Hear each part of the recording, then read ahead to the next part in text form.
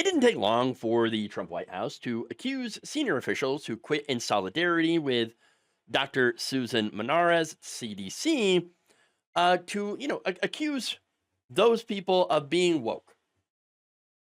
One of those individuals wrote in his departure statement that he identifies pregnant women as pregnant people. So that's not someone who we want in this administration anyway. Because, pregnant people, we all know that women are people, right? So they can't be pregnant people. Don't you know that? What? Look, here's the thing. The backlash against that phrase and against pronouns is ridiculous. It would be comical if it didn't harm the LGBTQ community. I mean, again, it is stupid and harmful. No one is actually hurt when someone uses their preferred pronouns. Okay? No one is harmed by the usage of pronouns. No one. And yet, apparently, that's using pronouns as woke. The wokers. All right. You can't call them pregnant people. No, I have to be women. That's it. That's it.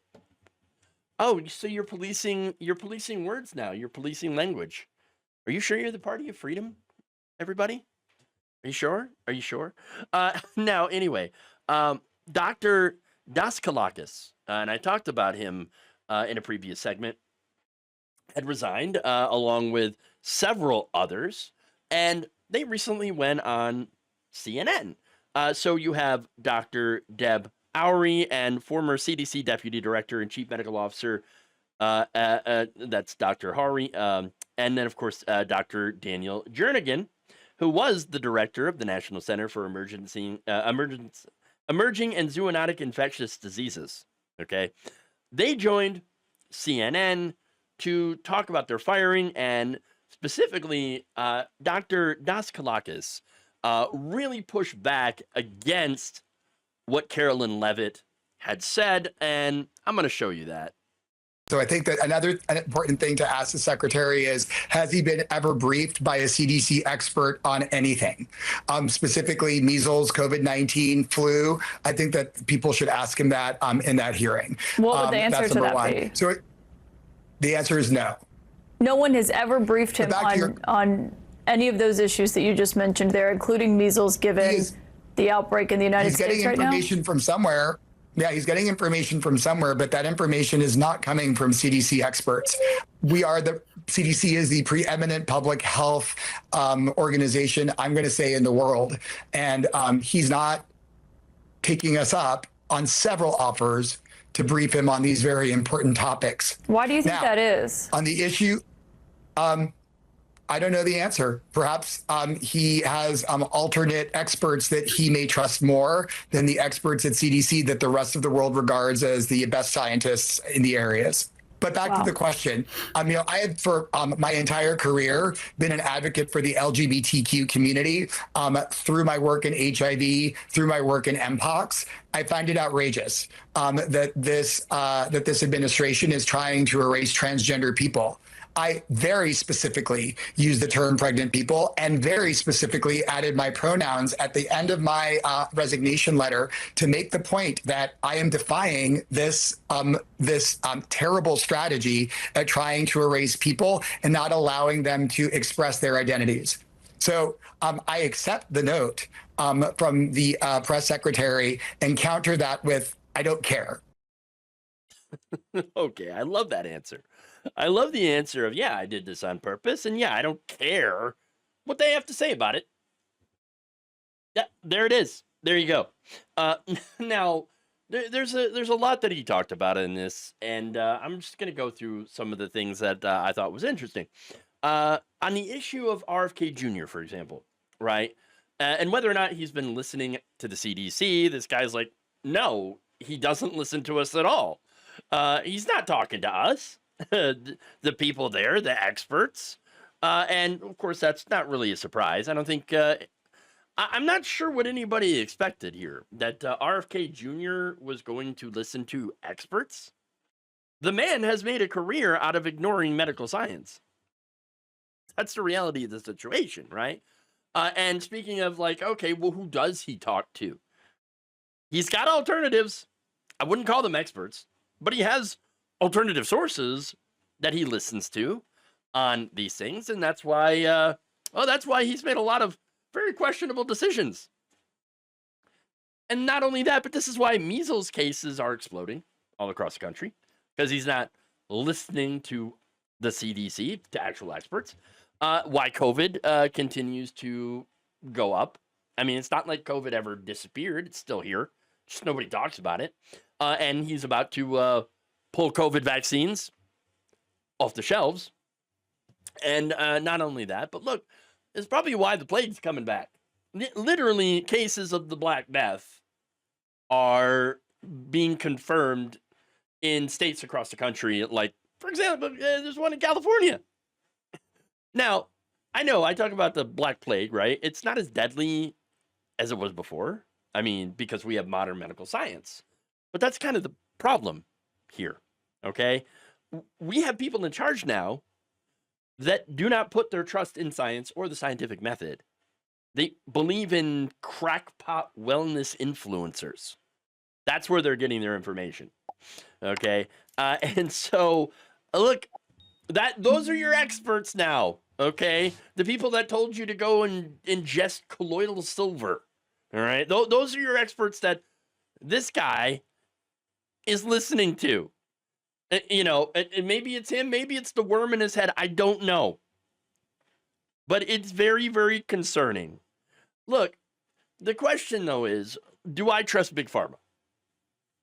No, of course not. Why? Why? Because they're trying to make money. Well, how do they make money? By gatekeeping life-saving medication behind a paywall. You see, here's the thing.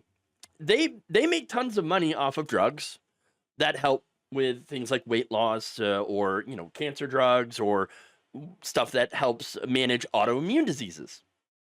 They do not make the majority of their money off vaccines, okay?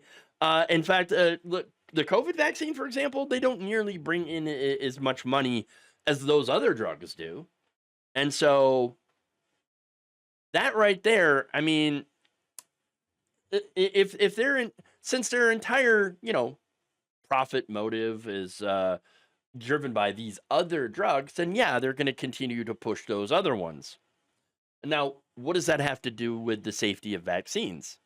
Well, vaccines, they don't make the people a lot of money, but they're just a general good for society.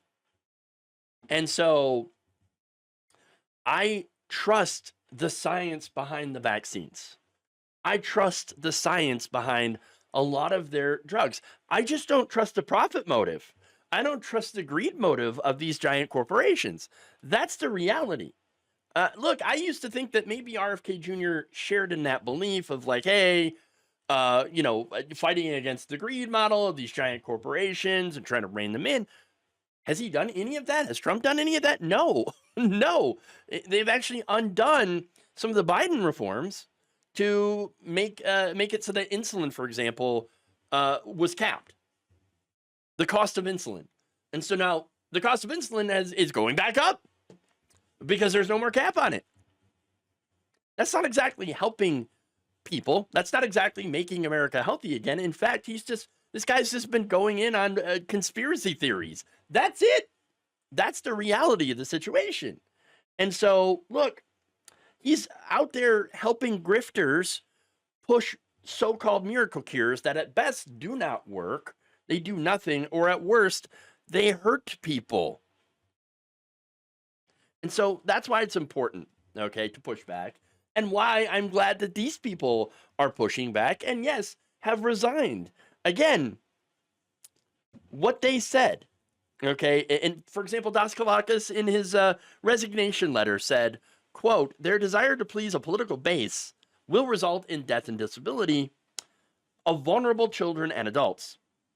Their base should be the people that they serve, not a political voting bloc. So that is what the CDC has turned into, a political organization, okay, by a political appointee. That's one of the problems. And of course, they point out all these other issues, how they're using misinformation and they're politicizing the CDC to pander to anti-science people. And the best that they can come up with, that the White House can come up with is, oh yeah, he was too woke. Really? That's it? Look, I think that all of this, what we're going through right now as a country, is a great example of how COVID pretty much destroyed a generation of people. Let's be honest about that, okay? Just for some people, just being locked down for a couple of weeks has led to a massive backlash, where science is now being just completely shunned and ignored.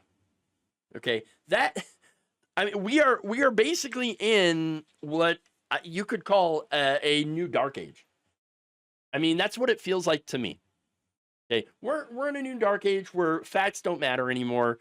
In fact, there are people that are pushing back against facts, pushing back against science, and pushing, religion, Christian nationalism on our government, on everyone involved.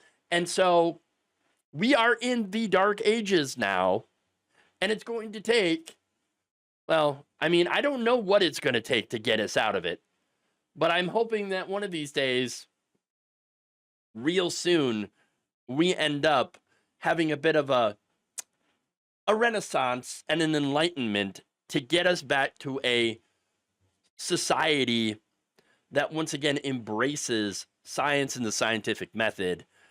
Because, look, let's be honest, vaccines, medical science, and science in general has saved so many lives over the decades and over, the centuries. Okay, and let's be honest about that. And it saved so many lives that were put in danger by, crackpots like RFK Jr. Thank you for watching. If you enjoyed this video, please like, share, subscribe, hit the bell icon in order to get notified whenever a new video is released. And if you want to support independent, progressive media through this difficult time where it seems like everybody is shutting down, you can become a member on our YouTube page, you can become a subscriber on Facebook, or you can go to my Patreon. It's patreon.com/Jeff Waldorf. Thank you.